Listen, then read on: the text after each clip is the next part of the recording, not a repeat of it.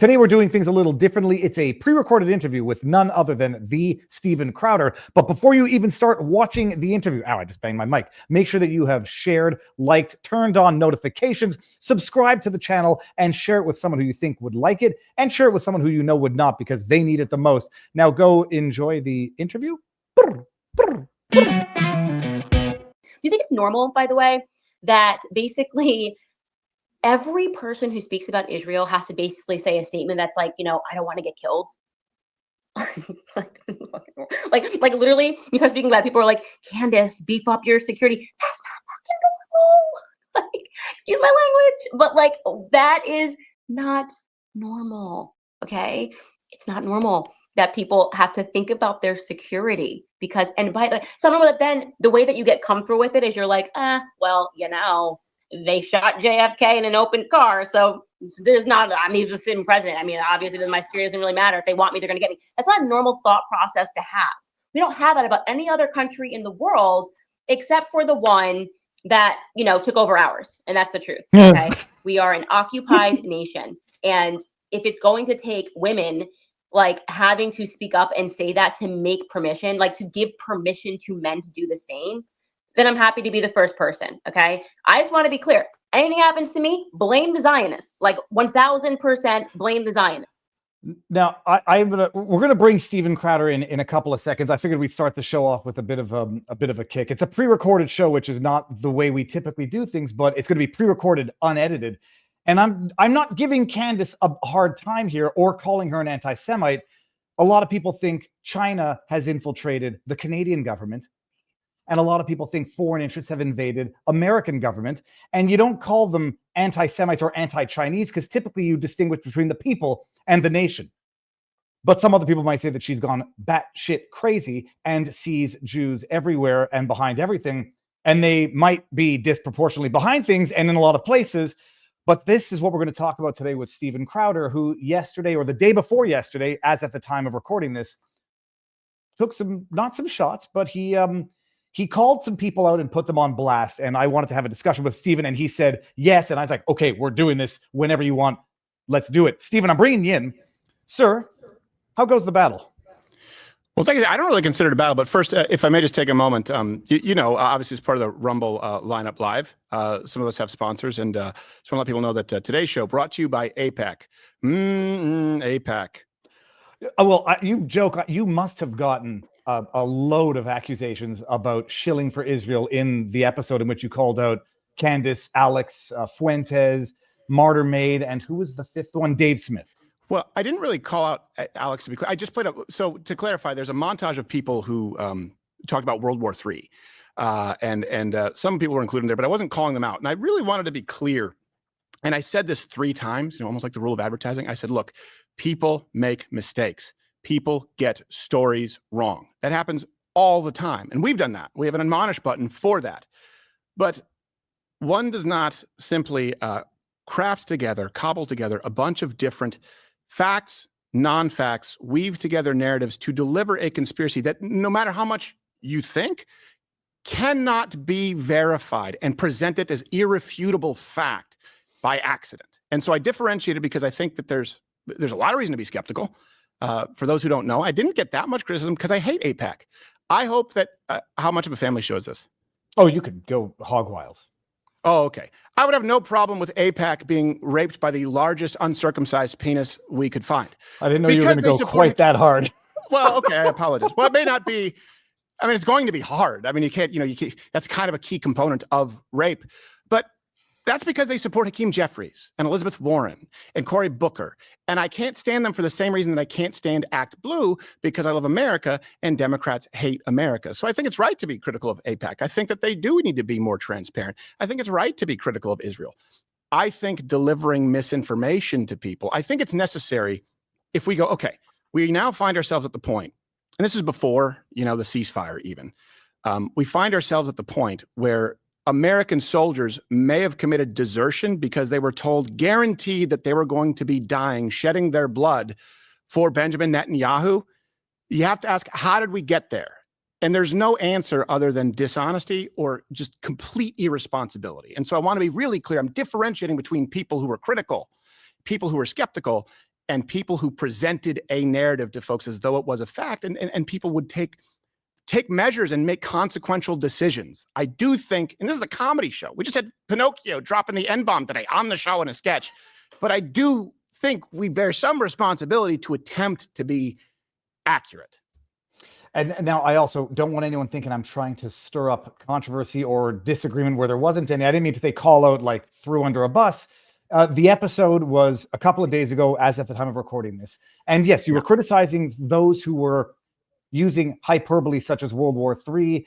Candace, for a number of theories that, I've got a couple of her tweets up in the backdrop, which we can look at as well, floating the idea that this is going to be America's war, sending white Americans, as if, the military is not multicultural in America, to die for Israel. To be clear, I don't want to send black Americans to die for Israel, just to be, I hope that's okay. And I'll make another joke. Well, I asked permission, when we said we're going to do this, it's like, we got to pre-record. And I was like, oh, the lawyers want us to pre-record. I was like, oh, is that because, they want to make sure of No, that's not the lawyers. That's just because I have to go. Hey, do you remember in Montreal, remember Park Safari? Yeah, for sure. I got some good video at Park Safari. Yeah, my brother got bitten by a zebra, ended up in the emergency room. There's something near here where it's like I have these activities summer with the kids, and one of them is a crappy version, or an even crappier version of Park Safari in Texas. So no, we very rarely pre-record as well. It's not you can ask me anything.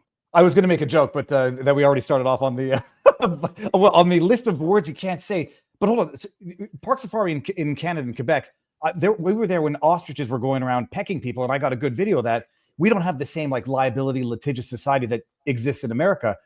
Who got bitten by a zebra in America? No, my brother got bitten by a zebra at Park Safari in Quebec. The suburb. Yeah, in Quebec. Okay. In Quebec.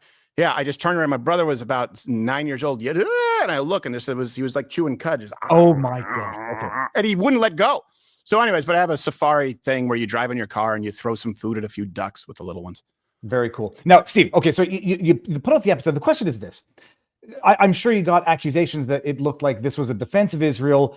The question I asked the entire time as I was listening to is, there's a difference between connecting dots and presenting it as fact versus connecting dots and everybody knows it's a theory. Alex, the first thing is with World War III, not that I found the criticism unfair. I believe we are in something of a World War III already and have been for a little while. It's just a question of how hot, kinetic, and nuclear it gets. When people listen to Alex Jones, my understanding is, Alex Jones, they're listening to a man connecting dots, and it's the dots that they pay attention to. The underlying theory people take with either a grain of salt or with more than a grain of salt when it comes to Alex Jones and his accuracy over time. Yeah. Well, I wasn't calling out again Alex Jones because I think Alex Jones was wrong on some. The people I've more specifically called out: Candace Owens, Tucker Carlson, Dave Smith were in there, and Martyr Made. And I'm fine, and I stand behind those. So I just want to be clear that I do understand and know the difference between people who are skeptical and people who want to avoid war. Look, so do I. The issue is, again, the misinformation, the dishonesty, not applying the same standard across the board. I don't think we should trust Netanyahu. I think that we should be able to inspect Israel as far as their nuclear capabilities. I think it's absurd that we don't. But I'm not going to trust the Ayatollah. And by the way, if I do trust the Ayatollah, he says, yes, we absolutely have enriched uranium and death to America. We just have it for other stuff. So like we go back and we go, okay, so and what I was really calling out was, look, and this is important to me. And I know I think, how long have you been here? It'll be 3 years as of basically July 1st. Okay. So I was born in Detroit, but, came back here as soon as I could. I was raised in Montreal for about 14, 15 years. I love this country. And when people say MAGA, let's just be really straightforward. It means what's best for America. Okay. I don't mean you have to be a cultist. I don't mean you have to be a loyalist. I didn't vote for Donald Trump in the first primary because I thought he was largely a Democrat back then in 2015, 2016. But I do want what's best for America.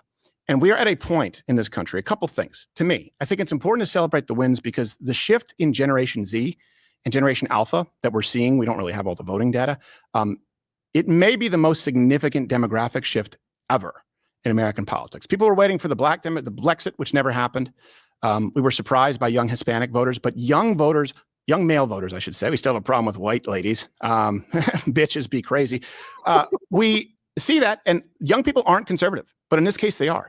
And it's important for these people to know what they got for their vote. It's important to solidify that. I think the most secure border of all time is really important. I think deportations up, not perfect, is really important. I think inflation being under control is really important. I think the job metrics that we see is really important. And I think that whether you agree or not, I think that with the method, Iran no longer being a nuclear threat, according to all the intelligence that we have available to us right now at this moment, and a ceasefire, if we are anti-war, a ceasefire between two nations who've been any given month, they're firing off rockets, including one, by the way, 170 attacks against Americans, Iran, since October 7th.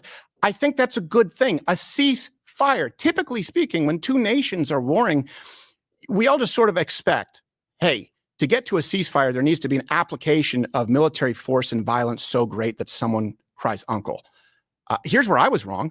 I said, I don't really want us to go in with bunker busters. I remember saying that on the show. I said, I'd rather Israel do it. I think Iran is a problem with nukes, but I would rather us not be. If I knew what I know now, I absolutely 100% would have supported it. If I knew that we could, in a way that was non-lethal, take out enriching capabilities and facilities and get to a ceasefire, which leads to less death, I would have said, okay, that makes sense. So we have to ask, how do we get there? How do we get to World War III, Americans dying for Israel? There have to be so many points of misinformation there for someone to desert, right? An American troop. That was, I mean, that's kind of wild. That's like telling people to do things, take risks with their own lives that as a professional, Candace would never take, necessarily with her own. But then I would also say, like, it is hyperbole. People understand it to be hyperbole in her opinion. But backing it up to MAGA, sure. And this is one thing that I I've only been here for 3 years. I've been following politics now since 2016, and Trump getting elected and Trump getting demonized in 2015, 2016 was my red pill watershed moment. The question is now, and I've been asking this, what it means to be MAGA, because I adhere to your philosophy is MAGA means America first. And then some people say, well, if America first means unquestioningly deferring to everything and anything Donald Trump does, as if he hasn't made some administrative picking decisional errors in his first term and potentially, a few in the second. We'll see how this pans out. Bondi. Go ahead. Well, I was thinking even like, more Fauci. Bondi still first term. Yes, of course. Yeah. But, well, and then OWS. But there are people online who become exquisitely vitriolic to anybody who dares question whatsoever what Trump does. And I don't want to put any, name names. What does it mean?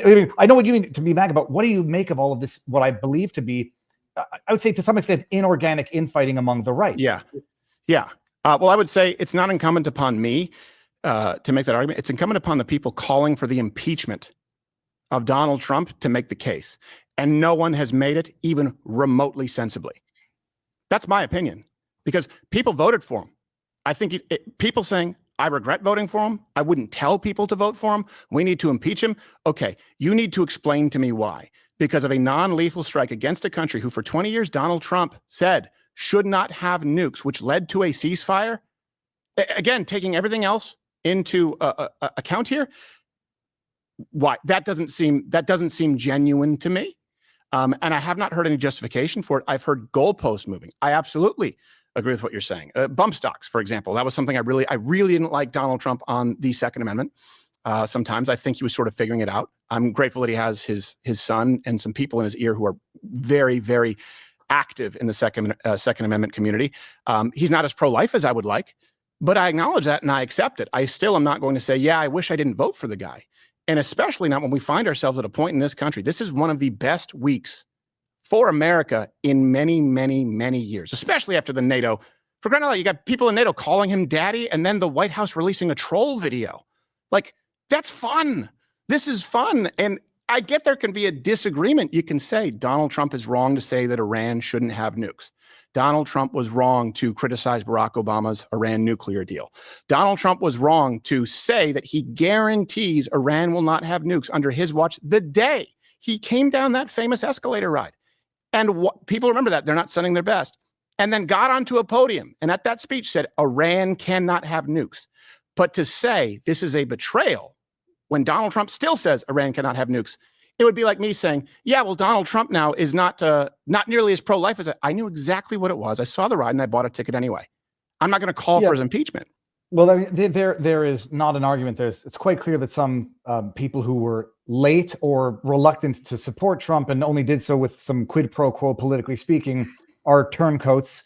The irony is, you're talking about Dave Smith, just so we can all get the cat out of the room. I presume. Well, I like Dave. He's going to be on the show next week. So that was my question, because he did reply yesterday, as at the time of recording this, and he said he's going to come on. I mean, I'll give Dave some of the arguments. I could steelman the impeachment argument, which is these types of military strikes arguably could require congressional authorization. The fact that it hasn't been done under Biden, under Trump first term, under Obama, under Bush, that would be the two-tiered level of justice. Yeah, let's go impeach Trump for a strike that didn't get congressional authorization, but none of the other prior presidents. The other argument is going to be, I don't think anybody ever doubted that Trump had always said Iran can't have nuclear weapons.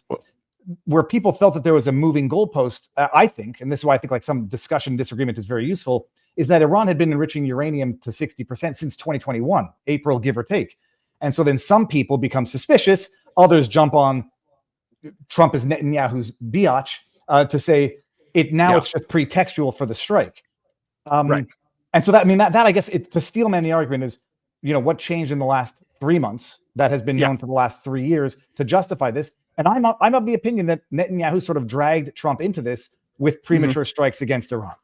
Okay, so a couple of things there. First off, I can answer your question, what changed? 60 days. Okay, 60 days, Donald Trump gave them 60 days. He set that 60 days. He said afterward, there need to be consequences. You can't count to 3 on the world stage and do nothing. So you may disagree with it, but 60 days. I would, and I was like, hey, is this going to be, I'm fine with whatever. Is this going to be laid back? So I'm going to argue one point there, steel manning. And I appreciate, because we try and do that all the time. That was not Dave's position, because Dave called for the impeachment before any strikes whatsoever. So it has nothing to do with congressional approval. Okay. So I appreciate you doing it. And I, by the way, I hope you know that I think that you, of course, are discussing this in good faith. And I think we agree on almost everything. You called for impeachment. Yeah, no, virtually everything. I don't think I've heard anything that I disagree with that you said. Right. And I don't think I've heard anything I disagree with what you said. I disagree with some of the premises there, just because they're incorrect as far as Dave calling for impeachment before that. So that's a big thing. Again, if you can steelman that before any strikes, as far as the congressional approval, no, you don't need it, because I don't know if covert missions have to be covert. We just heard Jasmine Crockett saying, I'm the motherfucker who's supposed to make that decision. It's like, really? Really, you are? Oh, I didn't know that I voted for you and you're functionally retarded. He could have hollered. He could have hollered at Jasmine. Well, she ain't no holler back girl, and her shit is bananas. So by the way, diabetes, I don't know if you know this, according to Jamal Bowman, we just covered this today, because they deal with the stress. The black community has higher diabetes because they deal with the stress of white people having used the N-word. Did you see that clip? I didn't see that. It's not possible. No, it is. It is. It's absolutely possible. And you know what? It's one of those things where every show we go through claim truth. And today I do have my own mute button, so I don't want to, I just went, get the fuck out of here. Like, if you can't present an idea for me to even address, okay, it's all our fault. And that happened a little bit here, right? As people make this opaque and they move things around. It's like, well, I called for his impeachment. Then they move the goalposts and say, well, that's because they didn't have congressional approval. And so now you're arguing a point. He doesn't need that. That is under the authority of the president of the United States, a covert military strike, especially one in this case that was non-lethal and one that led to a ceasefire. It's a covert mission. If you're saying that then we can never have any stealth missions. There's no reason to have stealth bombers. There is no reason to. There's no way you could do anything stealthily. I also understand major wars. What? You just have to change the name to congressional bombers. Yeah, exactly. I steelman it also, but I also know that the reporting was that he did call up to give whatever 2-hour warning was required to the. It was either Hakeem Jeffries and Chuck Schumer. One of them picked up the call, the other one didn't. So I mean, I steelman it. And then, but Stephen, you know this also. Like, you don't need a crime even to impeach someone. You can impeach them if you don't like the color of their tie. Which was what the Democrats' mantra was the first time they tried to impeach Trump, in the absence of a misdemeanor, high crime, or whatever. So, and that's what I see here. That's what I see here. I see here people basically impeaching his character for something that he didn't do at all, and then fracturing the space when you have an entire generation of people that may shift our electorate for decades to come. Like, I've been here on YouTube since 2006, political since 2008. I've seen this shift. It's monumental. Can't squander this. And they need to know the wins. You may disagree, but to say that Donald Trump has changed his position or betrayed anybody, these words matter, right? The facts there matter. He hasn't betrayed anyone. You voted for him, and he's maintained the same position. I do think, too, it's important. People just claiming he did it out of nowhere. Well, 60 days. 60 days, he said, so he was really clear. As far as enriching uranium, this is something that people will say. People have misrepresented us. I have watched people on the right. This is the first time in my life, because we have had to call out those on the left and legacy media. But it's the first time where I've had to call out people on the right for doing exactly what the left has done, like the Tulsi Gabbard clip. That was bullshit, and everyone knows it. She said at the end of that clip, and it is important to note, and I'm almost quoting, but it's something to this effect, she said, they have enriched uranium beyond the capacity. I don't know if she cited 60%, but she said to a degree that only, they put themselves in the camp of only nations with nuclear weapons have. There's no other nation that doesn't have nuclear weapons that has this enrichment capability and is continually seeking it. And she had to come out and say, hey, don't misrepresent don't take the first half of the clip and lie about it. And she had to address people on the right. So I do think we need to acknowledge that's a very different problem from the differences between libertarians and more traditional conservatives that we've all had. No, people were calling for impeachment based on dishonesty. As far as the results, I think war is bad. I think you and I both agree. I think that Iraq was obviously a disaster. I think we both agree. But when I see the premise of this, people going, oh, another fake war over WMDs, just like Iraq. I said, well, hold on a second. The same intelligence agencies who said, no, Iraq does not have nuclear weapons. It's also a myth, by the way. Iraq, of course, did have WMDs. They just didn't have nuclear weapons. That bothers me because many American soldiers were actually harmed and killed by WMDs in Iraq. They just didn't have nuclear weapons. But the IAEA, these intelligence agencies said, no, Iraq does not have nuclear capabilities. They said Iran does, and they're getting better at it rapidly. If you start with the lie and a premise, the same people who said Iraq had nukes are now saying Iran has nukes. Well, you're going to come to a dishonest conclusion. And either some people were so imprudent to not do a basic search function that the people who said there were no nukes in Iraq have said they do have these capabilities in Iran. You'd have to be so imprudent and so lazy that, again, it's still not acceptable, or being proactively dishonest, like editing the Tulsi Gabbard clip out of context. I don't think that we should be entangled in foreign wars. And the truth is, I'm a hardliner on this because I don't think the Islamic world can ever get it right. I think that if Iran gets it right tomorrow, they'll be wrong in 20 years. I think take an Islamic nation, give them the authority over their own government, and give it time, and it becomes a cesspool. So to me, a nation, a regime that says death to America is not a problem unless they have nuclear capabilities. If they have nuclear capabilities, but they're not saying death to America, that's not a problem. The two in tandem are a problem. So I think it's a good thing that with no one being killed, they've been set back a significant degree. And one final point, and a ceasefire, right? Ceasefire. That's a good thing if you're anti-war. People have said, oh, he was dragged. And I was, by the way, I also said the reason I don't want us to use bunker busters, and I know people will argue that Iran isn't Islamic and all this stuff, but you guys know what I mean. I'm talking about the Islamic world. Just give it time, depending on the decade. When people say he was doing the bidding of Netanyahu, that's not what I'm seeing. Netanyahu wanted regime change. Donald Trump said no. So if you're going to say that, was our hand maybe forced? I said, I don't want us to use bunker busters because that means that Israel started a conflict that they knew they couldn't finish, and friends don't put friends in that spot. But I think it's more likely that Israel was setting their stopwatch to the end of 60 days because they knew that Iran was going to be acting up. And it seems like if someone is a tool or someone who has to snap to, it's Netanyahu to Donald Trump, not the other way around. And I think that's a good thing, too, because he's been more hardline on Israel than Barack Obama. Barack Obama never said, they don't know what the fuck they're doing. That's a good thing if we want less foreign interference or foreign influence from Israel. No, well, first of all, and this is not going to be an orgy of agreement. I also agree with that. That being said, even agreeing on that fact that Trump is more hardline with Israel sort of implicitly acknowledges, call it a stereotype, call it a trope, call it reality, that maybe Israel hasn't been dictating American foreign policy, but has been leading America through, past his prologues, similar type chicanery. Like, I believe that this would have escalated beyond what it did had Trump not been frustrated with Bibi. I do tend to think that Bibi, in the potentially premature strikes on Iran, was sort of a backhanded way of requiring American intervention, and restraint from Trump, and arguably restraint from the international community, didn't allow this to escalate. But then the flip side is there was some moving goalposts, even on the right, but there's some moving goalposts from the administration or from those who support it, saying it's not a war, it's just tactical military strikes. Okay, Trump's calling it a war, but a 12-day Jacksonian war is not a war. There's no regime change, but then Trump puts out a truth that I could interpret it the way that it wasn't American regime change, but it did allow some people to say, you see, it is regime change, hence concerns.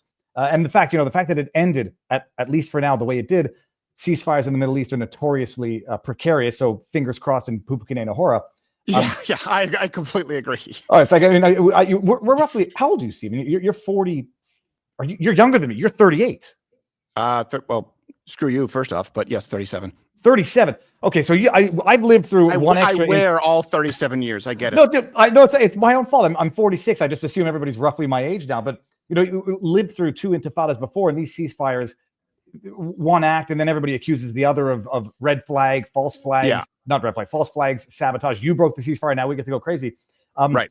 But the people like the Candace Owens, like the Nick Fuentes, who see it the other way around. The one question is, I say, on the one hand, can you blame them? I mean, I'll blame them for being very, very selective and cherry picking, but can you blame the theory, or can you blame the concern itself, where you have APAC influence, which they overplay but downplay to Qatari influence in American universities. So if one is bad, both are equally bad, and I think both are should have no place. I completely agree. APAC should be registered as a foreign under FARA. I think we could probably agree on that. But can one blame someone like a Nick Fuentes or a Candace Owen who says, look at, they play the name the Jew or find the Jew, and they find them because there's overrepresentation, is the best tactic to say crazy anti-Semites, or to dialogue them, either not them out of their error of their ways, but potentially to inform their crowd? No, I agree with you. And that's why I've not said crazy anti-Semites. And that's why I haven't really received that criticism, because again, saying that I would support the proverbial rape of APAC is pretty harsh. And if that's the case, I will tell you, just because I hate super huge funders of terrorism, I'd say gang rape of Qatari influence might be more appropriate, but they're both pretty bad. So again, but I'm applying this consistently. I'm applying it consistently. As far as the goal for the United States, our goal was a non-nuclear weapon capable Iran. And that's always been a goal of Donald Trump. That's been a goal of pretty much every major administration. How do you do it? How do you get to a ceasefire without, again, a war? Now, you say war. Well, there isn't a war, but there hasn't been a war between the United States and Iran. I don't think that that's just mincing words here or parsing through it. I think contextually, a covert military strike that, as far as we know, led to no actual deaths, and no response, but instead a ceasefire. I don't know. People say no new wars. Hey, there you go. As far as a ceasefire, I also think it's very important for people to note, like, the chapter here is done. Yes, Israel could act up again. Israel could violate it. So could Iran, because they always have with any of these even tentative agreements, or even a handshake that's not trustworthy, because they wipe with said hands. I know it's their left hand, but I still don't fully trust it. I get that, but that doesn't mean that this was not a success in the interest of the United States. So we find ourselves at a point where I would say these are all wins, right? As far as if the ends justify the means, okay. But let me ask you this. I think we've seen one thing very consistent here. As someone who is very much anti-war, but I'm not a pacifist. I don't believe that, you just tell people, hey, ceasefire, and they do it. Donald Trump doesn't want Iran, or didn't want Iran, and doesn't want Iran to have nuclear capabilities. Why? Because he's anti-needless death. And they have said that they would commit genocide, effectively, that they would commit murders, that they would bring death upon people. Donald Trump didn't want a war. He was against the war in Iraq because he's against needless death. He's always been against it. Donald Trump doesn't want a prolonged war because he's against I don't think that anyone can argue with this point here, that Donald Trump is the most consistently anti-needless death president that we have seen in recent decades. And I think we've seen that play out here in the way he handled it, whether you agree with everything or not. So then, if people are saying they're MAGA, if he's the most anti-needless death president, impeach him. Why? And that seems like being contrarian for the sake of being contrarian, because you're a dog who caught a car and doesn't know what to do with it. That's my opinion. Like, I want what's good for the United States of America. I think that what's happened is good for the United States of America. I think APAC is bad for the United States of America, because I think Hakeem Jeffries and Elizabeth Warren are horrible for the United States of America. Same thing with Qatar. I think it's horrible for the United States of America for them to influence. Same thing with Chinese land ownership in the United States. I don't think you can say it's anti-MAGA to be good to your word in preventing Iran from having nuclear weapons capabilities. And I want to be clear about that, because if you say nukes, you go, they don't have nukes. I'm not saying they have a nuclear bomb right now. What I'm saying is that we were getting to that point and everyone said so. I think it's good for America for them not to have that, because they were saying death to America. And I think that I thought this might be a political misstep if we sent in bunker busters. I was wrong. And I did that on the show. I admonished myself. I said, if I knew what I know now, I was wrong and I would have supported it. My question, one of the questions I've been asking myself is, did it result in any deaths at the facilities? And if it didn't, one question that I'm wondering, Iran did come to the negotiating table or the ceasefire table pretty quickly. Some would say that's because they got totally devastated and realized there was no point in continuing fighting. Others are going to say maybe they got everything they needed to get out of those facilities, and although they've been set back months, whatever, they'll go and have another kick at the can, because that's what the regime does. See, the irony makes is no sense. Well, if they got enough of, where did the 400 some people are saying, where did the 400 kilograms of enriched uranium go? And we have yet to find that out. If no one died, can I address that? Yeah, please. Sorry, and I don't mean to interrupt. If you wanted to go into another point, don't worry. Just because I think that's the crux of it. A lot of this, like what I've seen, is people say, oh, just like WMDs in Iraq. Okay, well, hopefully we've disabused people of that. That's just not accurate. It's not honest. It's either inaccurate or dishonest to say, because it's the exact opposite of that. Sometimes I've heard people say like, oh, well, they were enriching it. And I think Jon Stewart showed this back like a video in 2012 or whatever it is. It's like, yeah, but you also know that Israel sent in a virus that took out their centrifuges, which is kind of badass, right? Like, so in other words, if they didn't get there, you do have to ask why. Like, well, it doesn't mean they weren't trying to do it.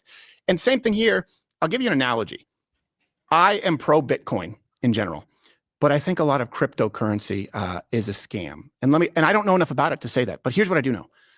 I understand Bitcoin is the one that's actually decentralized. It's really the only sort of exception here, whereas somewhere else there's someone who's kind of at the head of it. But here's what I know. I know that people in my orbit, or people that I know who aren't clever enough to understand things, want me to be all in on the newest cryptocurrency. And so that's enough for me to say, I don't trust it, right? I look at people who I think are complete assholes and I'm like, okay, how much do I know? But this is my general opinion, but I know about Bitcoin. The same thing applies here when you're looking at Israeli intelligence. If you look at the motivation, according to the people who were discussing, criticizing, however you want to present it, they wanted us in a foreign entanglement. They wanted a prolonged war and regime change.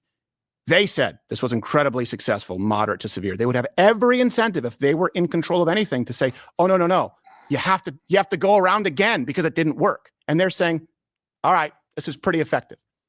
Yeah, well, the flip side argument to that, and I have thought about that as well, is, in as much as you're going to trust in Israeli intelligence despite its recent failings, that would be Netanyahu's position. And that's what I'm concerned, like, the Mark Levins of the world are going to say the damage was, serious, but not entire. So go further.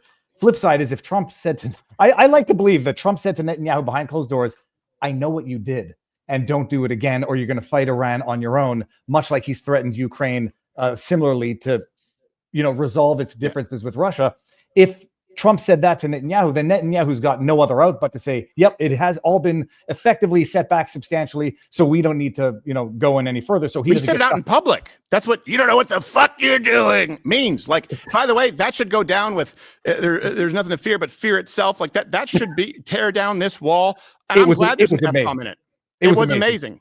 And it tells you where he is. And it tells you that these guys healed when we told them to. So, but by the way, it's not just Israel intelligence, it's also the IAEA. So in other words, people who would have diverging interests say, yeah, this was really effective. The only exception is the same source of that Hunter Biden laptop as Russian disinformation that, that the bitch, she's not the source, but she's the one who was leaked to at CNN. So if anyone, Natasha Bertrand, I think. Bertrand. By the way, people in the States don't realize Clifford the Big Red Dog in Quebec is Bertrand. That's and it's Bertrand, the dog. And so I never knew it was Clifford.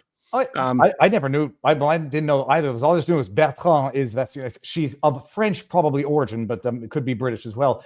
Well, just to steelman that, there was other intelligence that suggested one of the three reactors had sustained minor damage, but that the critical one had sustained serious damage.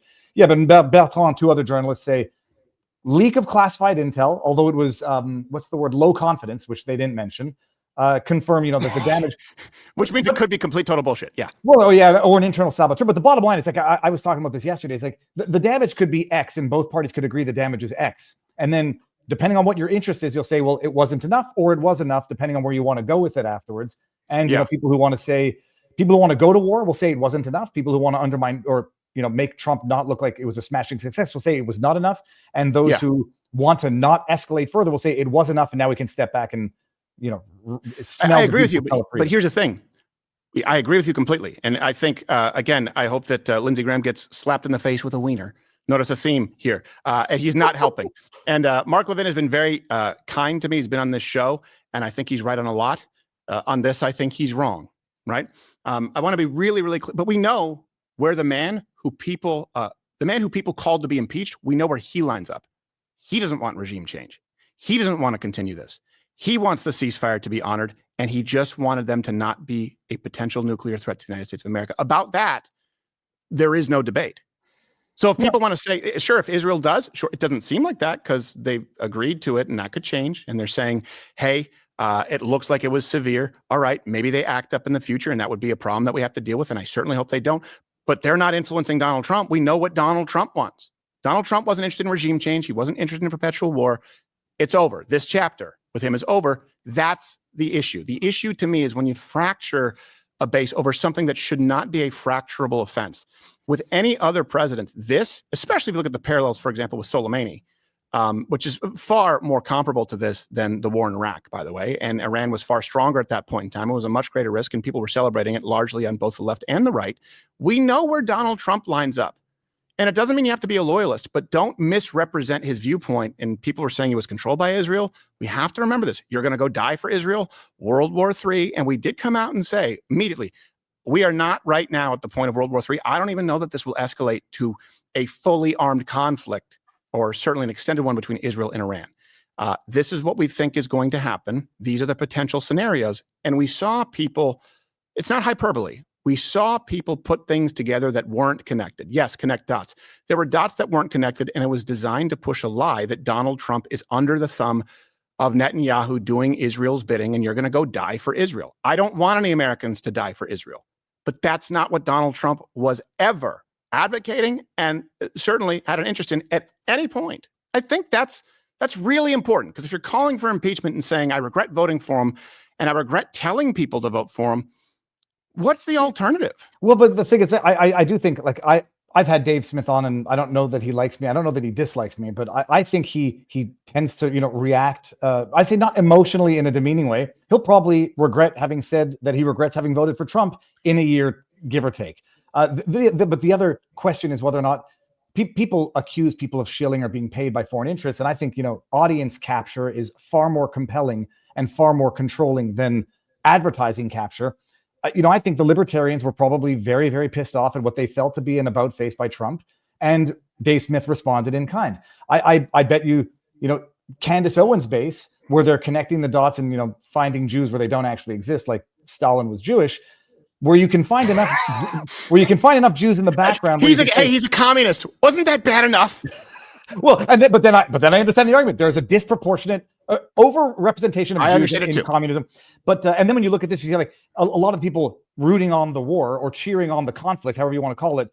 You could find a disproportionate statistical over-representation of Jews in there, and then you come to the conclusion Jews are controlling America. And if Trump, they'll say in the future, give him credit for pushing back on Bibi, but we have to be as hard on the next president who will be a tool for Israel. Is it audience? That's not what they said. Well, I know not what they said. Right? In other words, right now, we don't have to guess. We don't have to guess who is right. Donald Trump wants to send your children to die for Israel because he wants a prolonged war with Iran and regime change. As of right now, quite clearly, there will be no the concern for prolonged war is certainly not there, or at least it's not there with the same degree of potentiality. And sending people to die for Israel's war has not occurred. So, for certain. And then I want to. Sorry, I think you were going to audience capture, and I'll give you some credit here that people need. Look, you're here doing this on Rumble, right? Because I've been demonetized on YouTube since that demonetization was a thing. Sorry, guys, they created the third set of rules, not community standards, not advertiser friendly, but borderline content. I'm sorry, because we didn't violate any guidelines. But people who are saying, yeah, these people are lying to you, but it's like, but don't you make most of your money off YouTube though?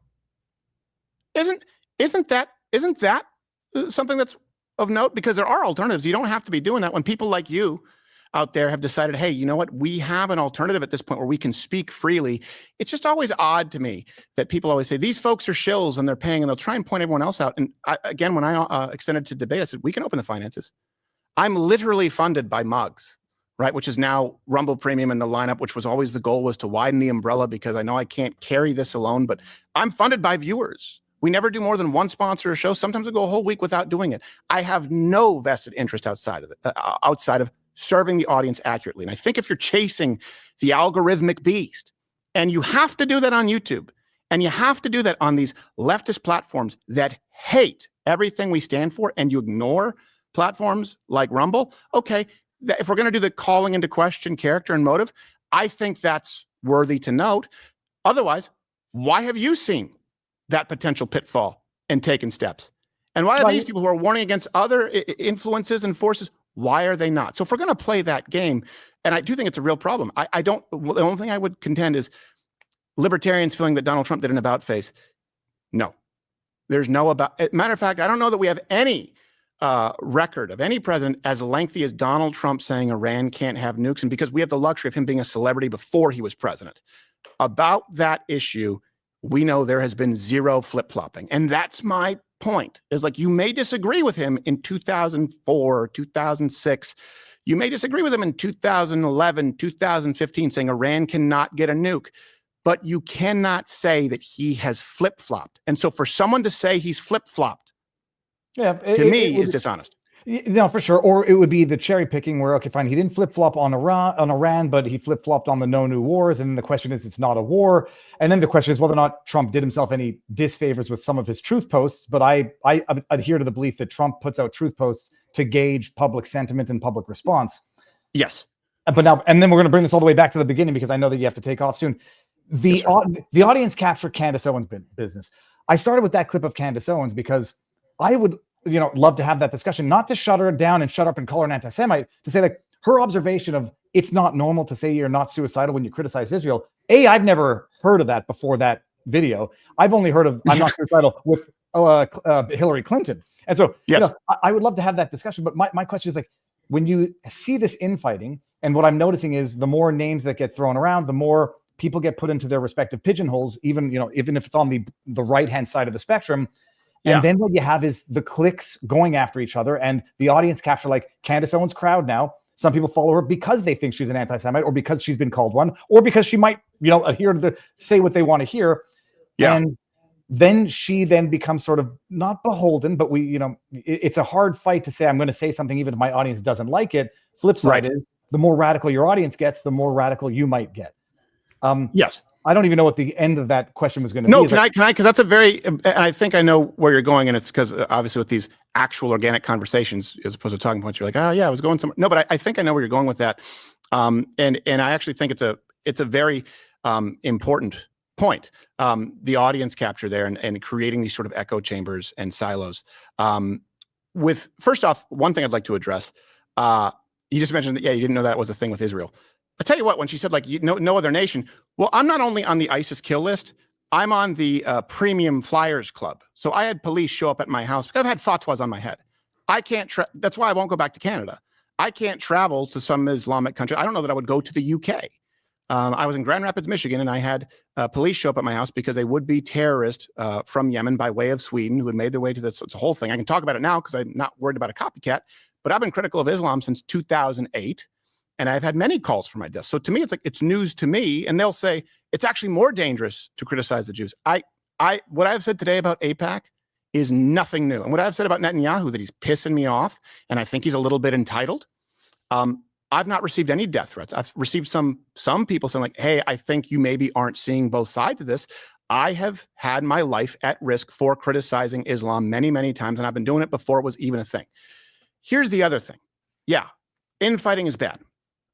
I've only done it twice ever, and this is the second time. The issue here is when people like Candace and people like Tucker, they weren't just presenting something. They were presenting something that I think we now can say was verifiably false. Okay. But during that entire period of time, it's like COVID. It's not just what was Fauci saying. It's what other information was available to you at the time, and were the people in power silencing those. Candace and Tucker were presenting something verifiably false while telling everyone that this is the liar, that anyone who disagrees is the liar. That's what necessitates a response, right? Because I'll open my books.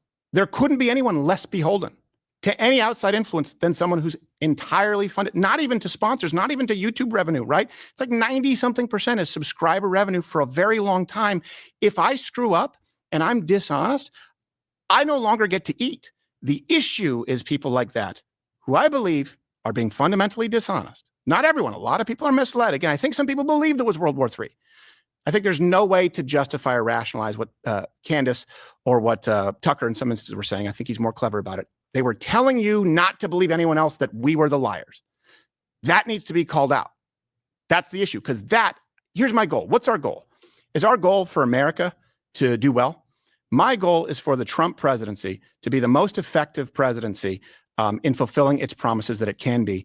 And my most important goal is what is best for America be done by our government. And I think the fact that they were wrong about this, I think that's a good thing, because I think we've had a lot of wins in this country in the last week. And I think we need to recognize them. Not saying it's perfect, but that's important to me. And that is my goal. I don't think we can find a better place to end it, Stephen, and I want to be respectful of your time. So I'm going to say everyone knows where to find Stephen on Rumble, but Stephen, stick around and we'll say our proper goodbyes, and I'll probably add. Well, hold on. Everyone should be watching you. Well, I guess I'm saying it on your show. Everyone should be watching Viva here in the lineup. And after, they've just added some people, Andrew Wilson and Nick DiPaolo. Like, the Rumble lineup is a great example. I just want to leave it with this. It's amazing, by the way. Yeah, sorry. I emphasize it, but please make sure everybody appreciates.